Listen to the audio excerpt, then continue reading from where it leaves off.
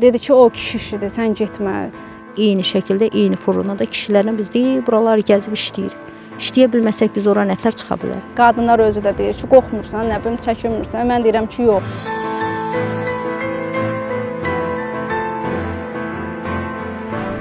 Özümlə fəxr edirəm ki, ilk minanı mən özüm tapmışam. Biz ilk qadın mina axtaranlar olaraq elə cəmiyyətdə bu stereotipləri qırmaq üçün buradayıq.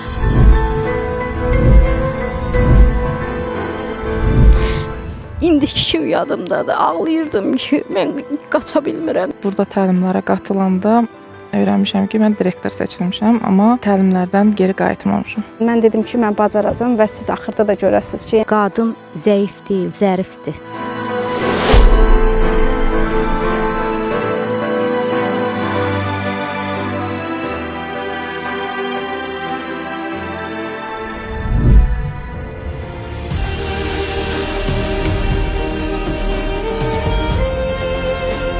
Ağdam rayonunun Abdalgülaflı kəndində anadan olmuşam. Məcburi köçkün olan vaxtlarda uşaqlığımın yarımçıq qaldığı bir devr olub. Demək olar ki, həyatımın, uşaqlığımı heç keçirməmişəm. 13-14 səhv eləmirəmsə yaşım olardı. Biz qaça-qaç düşəndə. Mən onu hər xatırlayanda kövrəlirəm. Çünki biz o vaxtı maşın yox idi. Gülaflıdan Bağmanlar kəndi vardı. Ora qaçanda anam rəhmətli əlindən tutub məni aparırdı. İndiki kimi yadımdadır, ağlayırdım ki, mən qaça bilmirəm, çünki maşın yox idi, piyada qaçırdıq. Mamam həmişə deyirdi ki, yadımdadır, xatırlayıram. Qorma az qalmışıq, mən alırdı kürəyə, nə ki, mən yolu yeriyə bilmirdim. Uşağın ən balacası mən idim. Mamam ağlaya-ağlaya, arxadan deyirməllər, alazan deyirdilər o vaxtı. Belə sursatlar yox idi, top idi, alazan idi o vaxtı. Ondan atırdı, biz qaçdıq Ağdam rayonunun Xındırslan kəndinə. 16 yaşım var idi, heç bir yerdə təhsil almadım. Elə imkan yox idi. Gülaflıdan qaçan vaxt Ağdam rayonunun Maqsudlu kəndində orta təhsilimi almışam. Və təhsilim də yarımçıq qalıb. Mən 16 yaşında ailə qurdum. 4 övladım oldu, onları böyütdüm. Texnikum qutardım. Özümün mağazinim var idi, onunla işləyib balalarımı böyüdürdüm. Demək olar ki, ailə başçısı olmuşam özüm. 1992-ci ildə Ağdamda məcburi köçkün olmuşuq özümüz. Məcburi köçkün kimi Türk Səadət şəhərciyində məskunlaşmışıq. Oralar çox şəraitsiz, suyumuz yox idi. Yəni yaşamaq üçün bir mühit yox idi da, yəni Çadır şəhərciyində necə yaşamaq olardı? Uşaqlığımız orada keçibdi, palçıq, çox ağır vəziyyətdə. Yəni yenə də buna baxmayaraq biz öz təhsilimizi davam elətdirdik. 1-ci sinifi elə orada bitirmişəm və sonradan bizə verilən, məcburi köçkün kimi verilən evlərdə yaşadıq. O Ağdam ərazisində. Məktəbi orada bitirmişəm, 11-ci sinifi. Bitirdikdən sonra ailə həyatı qurdum. 2 övladım dünyaya gəldi. Uşağımın birinin 14 yaşı var. Hərbi liseydə oxuyur özü. Birinin də 6 yaşı var. 1-ci sinifə gedir. Oğlum hərbi liseydə qaldığı üçün həftədə bir dəfə görürəm. Qızım da anam saxlayır, o 1-ci sinifə aparır, gətirir. Çox böyük travmalar yaşatdı bu terrorlar bizə. Qalıcı travmalar yaşatdı. Mingəçevir şəhərində anadan olmuşam. Əslim Ağdamlıdır. Bakı Dövlət Universiteti Sabah qrupları Coğrafiya fakültəsi Coğrafiya müəllimləri ixtisasını bitirmişəm. 7 illik pedaqoji stajım olub, müəllimə işləmişəm. Həmçinin direktor müavini işləmişəm və burada təlimlərə qatılanda öyrənmişəm ki, mən direktor seçilmişəm, amma təlimlərdən geri qayıtmamışam.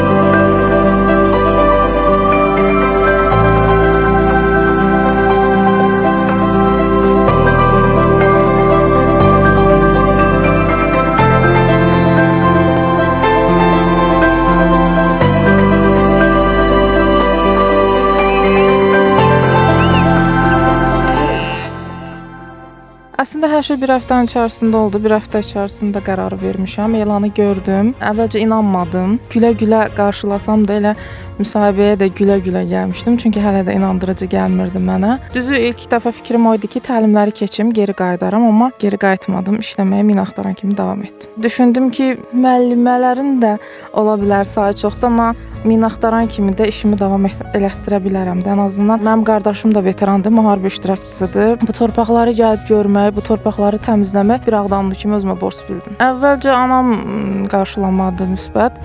O biraz daha həyəcanlı, qorxulu olur. Qardaşım da əlbəttə ki, bu çətinlikləri görmüşdü, amma onlar bilir ki, mənim həvəsim həvəsidir. Yəni elə bir ailəm var ki, onlar heç vaxt mənim istəyimə qarşı çıxmayıblar. Çətinliklər oldu. Bəlkə geri qayıdım, bəlkələr çox olur.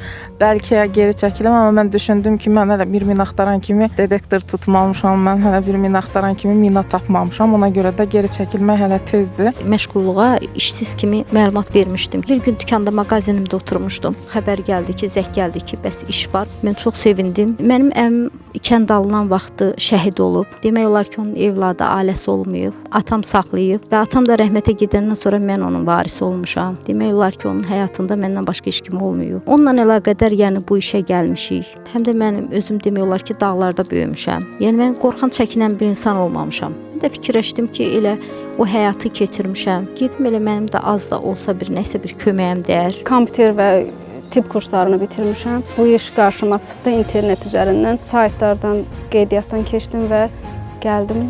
Müsahibədən keçdik, sonra kurslara cəlb olunduq, təlimlər keçdik.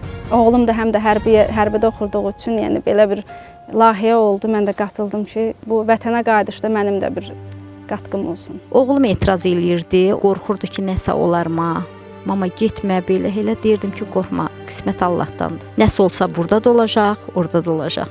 Gedək vətən üçün gedirik. 3 ay təlim keçdik. Bütün nə var öyrəndik də biz yenə minanı çıxartmağı, döyüş sahəsini. Uğurla işimi indi də aparıram. Amma indi həmən oğlum məndən fəxr eləyir. Deyirəm ki, vaxt var idi, məni qoymaq istəmirdi. Deyirəm, amma səhv eləmişəm. Mən çox həvəslə işləyirəm bu işdə. Çox qürur verici bir işdir bizim işimiz. Torpaqlarımızı təmizləyirik qadınlarla bərabər. Heç nədən çəkinmirik, qorxmuruq. Biz kişilərlə bərabər çiyin-çiyinə ərazilərdən minaları təmizləyirik ki, cəmaatımız, xalqımız, dövlətimiz yaxşı şəraitdə evlərinə köçsünlər. Evdə anam da mən bu ilk işə başlayanda dedi ki, o kişi işidir, sən getmə. Sən bacarmayasan. Mən dedim ki, mən bacaracağam və siz axırda da görəsiniz ki, yəni kişi iş olsa da qadın da bacarır. Mən düşünürəm ki, qadın işi, kişi işi deyə bir şey yoxdur. Bu bizim cəmiyyətdədir belə ayrılma. Mənə elə gəlir ki, biz ilk qadın mina axtaranlar olaraq elə cəmiyyətdə bu stereotipləri qırmaq üçün burdayıq və mənə elə gəlir ki, bacarırıq. Qadınlar daha səbirli olur, daha diqqətli olur və biz bu işdə sözümüzü deyə bilirik. Deməli, qadınlar da nə istəsə həyatda edə bilərlər. Qadın zəif deyil, zərifdir. İşləməkdə də ki, heç bir qadın kişidən geri qalmır. Eyni şəkildə, eyni fırında da kişilərlə biz buraları gəzib işləyirik. İşləyə bilməsək biz ora nətər çıxa bilərik?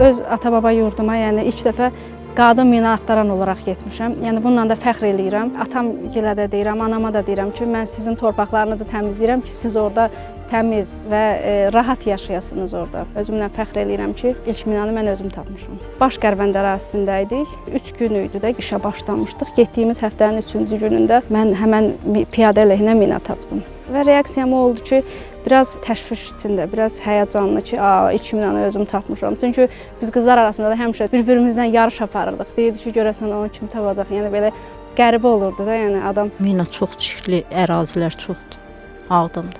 Demək olar ki, Nəmirli lap çirklidir. Yəni oranı o qədər ermənilər minalayıblar ki, evləri uçurublar, yəni dağıdıblar da. Ev demək olar ki, nol vəziyyətdədir, yoxdur. Amma halbuki minalar qarşı, böyür, baş hamısı minadır. Çoxdur mina. Saysız hesabsız. Nə qədər vaxt lazımdır ki, o minalar oradan təmizlənsin. Orada nəqliyyat əleyhinə minalar var idi. Nə qədər biz mina çıxartdıq, sayını deyə bilmərəm, çox. Özü də yayın günü istidə. çox isti idi ha. Yəni o reallığı görsəydiniz, biz o çıxartdığımızı özünüz qiymət verərdiniz. Deməyə ehtiyac yoxdur. İlk çıxdığımız gündən 5 gün sonra mina tapmışam. Əlbəttə ki, bir mina neçə insan həyatını xilas etmək demək idi. Minanın qorxusu deyildi, amma onun mina görməyin həyəcanı idi ki, daha maraqlı idi real görmək. İlk dəfə demək olar ki, həyəcanlanır insan. Biraz qorxu keçirsən, biraz stres keçirsən, evi fikirləşirsən, uşaqları fikirləşirsən, himayəsi olsa bəs uşaqlara kim baxacaq? 9 yaşında da evdə uşağım, yəni körpə uşağım da var. Bir an o biriləri böyükdür də, bir an onu fikirləşirəm hər məsələn də körpədə qoyuram. Mən deməli Xındırıstandan gəlirəm, gecə saat 4-də dururam, axşam. Onda uşaq mən evdə yatılı qoyub gəlirəm. Gələnətən onu fikirləşirəm ki, o məktəbə gedəcək. Qonşuya tapşırıram, evdə heç kim olmur. Bir dənə onu fikirləşirəm həmişə ki, görürəm uşaq necə getdi məktəbə, yemək yedimi, ac getdimi, görürəm paltarını necə geyindi, qonşu onu çağırdım, onlar yadından çıxardı. Belə şeyləri düz evə qayıdandan fikirləşirəm. Qadınlar eynidir. Ana nəyi fikirləşir, balasını fikirləşir.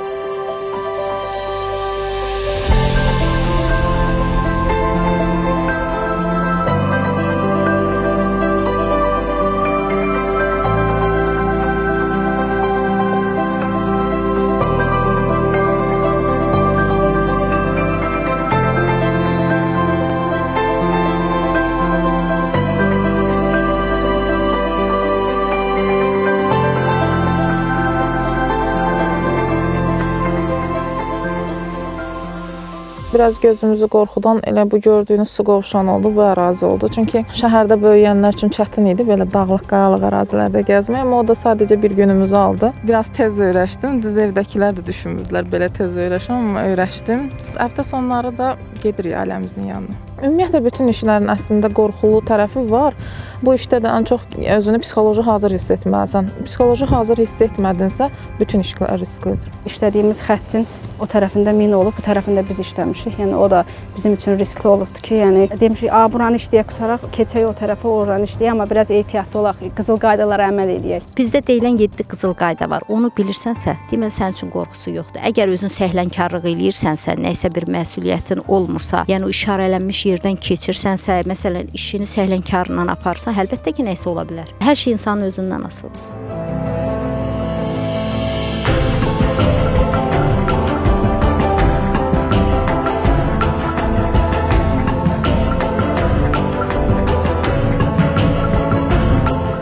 Çox böyük bir faciədir Azərbaycan xalqı üçün. Çünki yəni burada nə qədər gör minalar bastırıb ermənilər, nə qədər gör insanlara ziyan vurublar, nə qədər gör minalara düşənlər olur, zərər çəkənlər olur, ayaqlarını itirənlər olur, gözünü itirən olur. Yəni onların ailələrinə gör nə qədər ziyanlar vururlar. Əlbəttə ki, hər tərəf deyir o yeraltı ölüm deyirlər də, ölümdür də. İndi biz mina axtaranıq, əraziləri təmizləyirik. Bəs o mülki cəmaət gedir, mal keçir, heyvan keçir. Bəs onlar gedir hamısı bilinməz yerlərdə görürsən düşürməyin. Birdən il olur ki, su ilə də gələ bilər mina. Görürsən ki, gəlir hardasa məsələn çıxır uşaqmı oynayır, böyükmü keçir. Görürsən partlayır, qılçı getdi, qolu getdi, gözü töküldü.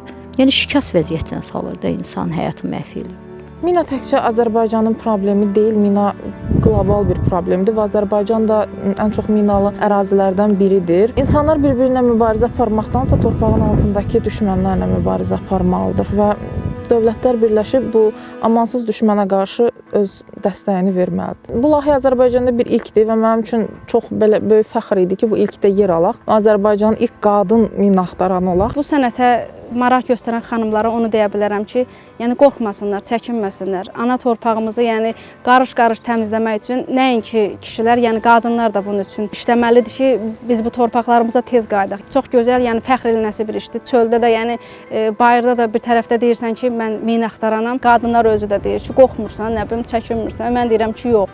Yəni qorxmadan, çəkinmədən fəxr edirəm. Hər bir qarışını təmizləməyi özümüzdə bir borc, bir fərəh hissi duyuram. Evdən arxayın olandan sonra heç bir çətinlik yoxdur. Əgər iradəniz güclüdürsə, özünüzə inanırsınızsa, heç nədən qorxmayın, çəkinməyin. Burada qorxulacaq deyilən heç bir şey yoxdur. Sadəcə bir dənə fiziki sağlamlığın olsun, birinci növbədə iradən güclü olsun, özünə arxayın ol və salam, gəl işləyə bilərsin. Digər qadınlarımız da mənə elə gəlir ki, əgər həvəsləri varsa, əgər həqiqətən də torpaq, vətən sevgisi varsa, əgər öz övladlarının gələcəklərini düşünürlərsə, mənə elə gəlir ki, biz bu işdə öz köməyimizi göstərə bilərik dövlət üçün, vətən üçün, torpaqlarımızın daha tez təmizlənməsi üçün və qaçqın və məcburi köçkünlərimizi sağ-salamat bu torpaqlarda daha tez görmək üçün, 30 ilin həsrətini bitirmək üçün daha çox qadın köməyinə ehtiyacımız var. Belə-belə işlər. Belə-belə işlər. Belə-belə işlər.